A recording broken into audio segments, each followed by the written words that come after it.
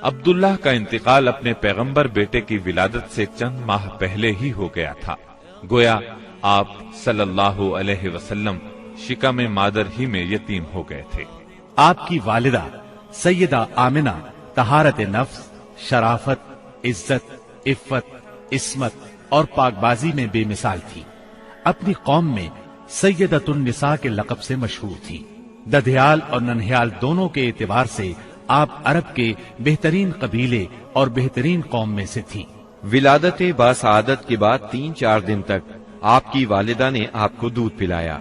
پھر آپ کے چچا ابو لہب کی آزاد کردہ کنیز سویبہ نے اور پھر حلیمہ سعدیہ نے دودھ پلایا۔ اکثر سیرت نگاروں نے کنیز کا نام سوبیہ ہی لکھا ہے، لیکن دراصل اس کا نام سویبہ تھا۔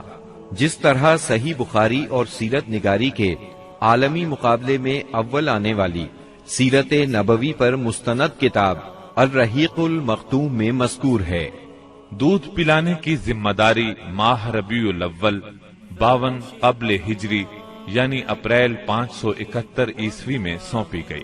اس زمانے میں عرب میں یہ دستور تھا، جو آج کے دور میں بھی باقی ہے، کہ نوزائیدہ بچوں کو دودھ پلانے کے لیے شرفاء ابتدا ہی سے دیہات میں بھیج دیا کرتے تھے، تاکہ دیہات کی صاف ستھری اور کھلی آب و ہوا میں ان کی پرورش ہو سکے، زبان اہل عرب جیسی فصیح ہو جائے اور اہل عرب کی دیگر خصوصیات اوائل عمر ہی سے بچوں میں راسخ ہو جائیں۔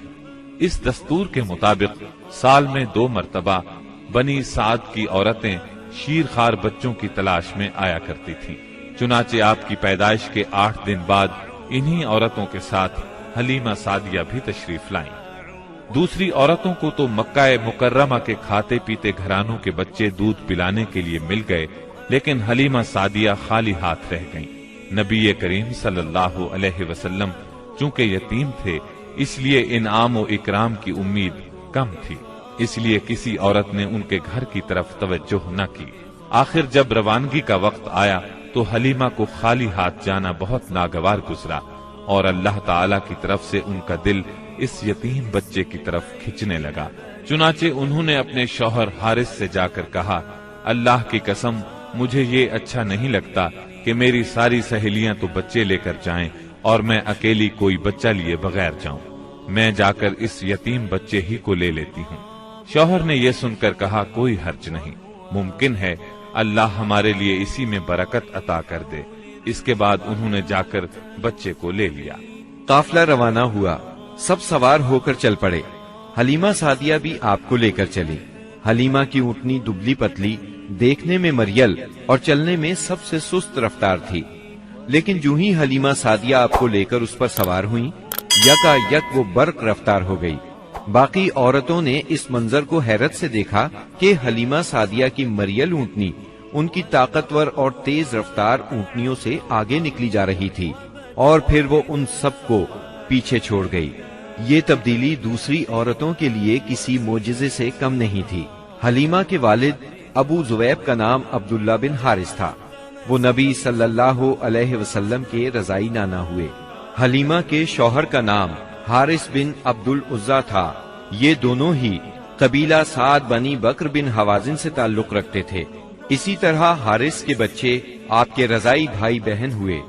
جب تک آپ صلی اللہ علیہ وسلم حلیمہ سعدیہ کے گھر رہے، ان کا گھر برکتوں سے مالا مال رہا۔ حلیمہ بیان کرتی ہیں کہ وہ جب آئی تھیں تو قحط سالی کا دور تھا۔ ان کے پاس ایک گدھی تھی جو اس قدر دبلی پتلی اور مریل تھی کہ پورے قافلے میں سب سے سست اور مریل چال چلتی تھی۔ ایک اونٹنی بھی تھی، مگر وہ قطرہ دودھ کا نہیں دیتی تھی۔ حلیمہ کا اپنا بچہ بھوک سے بے قرار ہو کر بلکتا رہتا تھا، خود سوتا نہ ماں باپ کو سونے دیتا، مگر جب وہ آپ کو لے کر اپنے گھر آئیں اور آپ کو گود میں لیا تو سینہ دودھ سے بھر گیا، یہاں تک کہ آپ نے پیٹ بھر کر دودھ پیا، اور آپ صلی اللہ علیہ وسلم کے ساتھ حلیمہ کے بیٹے نے بھی خوب دودھ پیا۔ پھر دونوں آرام کی نیند سو گئے۔ اس رات حلیمہ کا بچہ بالکل نہ رویا۔ ادھر شوہر اونٹنی کے پاس گیا تو کیا دیکھتا ہے، تھن سے دودھ ابلا چاہتا ہے، چنانچہ وہ دودھ دوہنے لگا۔ اس نے اس قدر دودھ دوہا کہ گھر کے سب برتن بھر گئے۔ دونوں نے خوب دودھ پیا और आराम की नींद सो गए। हलीमा सादिया का घराना सबसे ज्यादा कहत ज़दा था, लेकिन मक्के से वापसी के बाद उनकी ये हालत हुई कि जब बकरियां चरकर घर वापस आईं तो उनकी कूखें निकली हुई थीं और थन दूध से लबरेज थे। अब घर वाले खूब दूध पीने लगे, जबकि कहत की वजह से दूसरे घरानों को दूध बिल्कुल नहीं मिलता था। यूं इस घराने को मुसलसल खैर और बरकत नसीब हुई। हलीमा का दस्तूर था कि वो हर 6 माह बाद आपको मक्के लाती, वालिदा और खानदान के लोगों से मिलाती और फिर अपने दियार बनी साद वापस ले जाती। जब मुद्दत रज़ात पूरी हो गई तो दूध छुड़ाकर आपकी वालिदा के पास लाई। अब तक वो आपकी वजह से खैर और बरकत देख चुकी थी, इस वजह से चाहती थी कि आपको अभी उनके पास ही रहने दिया जाए। चुनाचे उन्होंने आपकी वालिदा से कहा, क्यों ना आप बच्चे को अभी मेरे पास ही रहने दें, ताकि ये और मजबूत हो जाए। मुझे मक्के की वबा से डर लगता है। वालिदा इस पर राजी हो गईं और हलीमा आपको लेकर खुश खुश अपने घर आ गईं। इस तरह आप करीबन 2 बरस तक वहीं रहे। फिर आपके सीनाए मुबारक को चाक करने का वाकया पेश आया। इस वाकये से खौफजदा होकर हलीमा और उनके शौहर ने आपको आपकी वालिदा आमिना के हवाले कर दिया।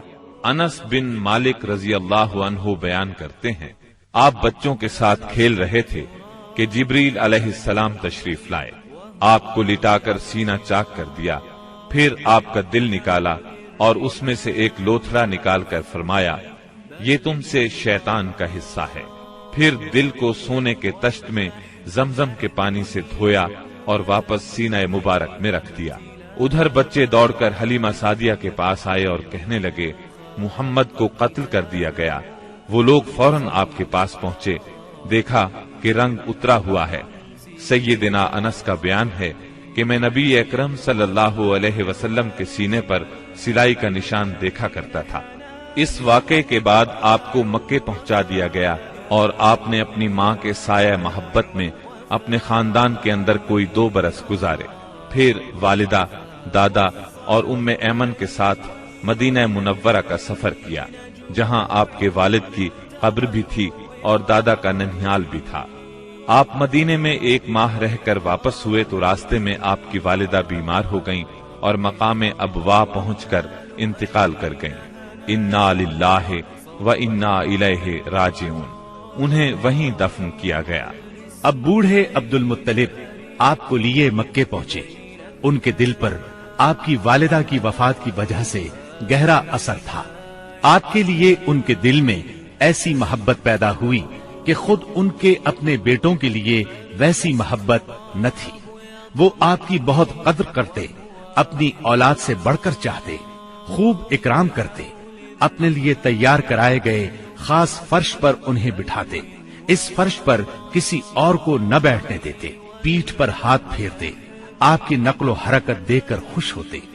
उन्हें यकीन था कि मुस्तकबिल में आपकी निराली शान होने वाली है, लेकिन अभी आपकी उम्र 8 बरस 2 महीने की हुई थी कि अब्दुल मुत्तलिब भी इंतकाल कर गए।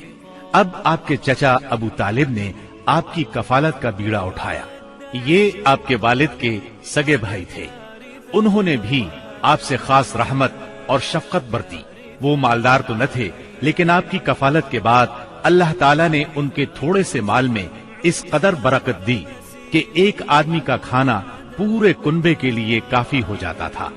खुद आप भी सब्र व कनात का नमूना थे, जो मिलता उसी पर कनात फरमाते। जब आपकी उम्र 12 बरस और कहा जाता है कि मजीद 2 माह और 10 दिन हुई तो आपके चचा अबू तालिब ने तिजारत के लिए मुल्क शाम जाने का इरादा किया। आपको उनकी जुदाई बहुत गिरा गुजरी। अबू तालिब खुद भी मुतासिर हुए, लिहाजा आपको अपने साथ ले लिया। काफिला मुल्क शाम की हुदूद में पहुंचा तो शहर बुसरा के करीब पड़ाव किया। बुहैरा नामी ईसाइयों का एक राहिब अपने गिरजे से निकलकर उनके पास आया और काफिले के दरमियान से गुजरकर नबी सल्लल्लाहु अलैहि वसल्लम के पास पहुंचा।